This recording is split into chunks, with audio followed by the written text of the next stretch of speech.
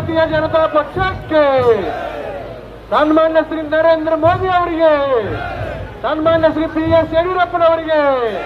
ಸನ್ಮಾನ್ಯ ಶ್ರೀ ಜಗದೀಶ್ ಶೆಟ್ಟರ್ ಅವರಿಗೆ, ಸನ್ಮಾನ್ಯ ಶ್ರೀ ಪ್ರಮೋದ್ ಸಾವಂತ್ ಅವರಿಗೆ ಭಾರತ್ ಮಾತಾ ಕಿ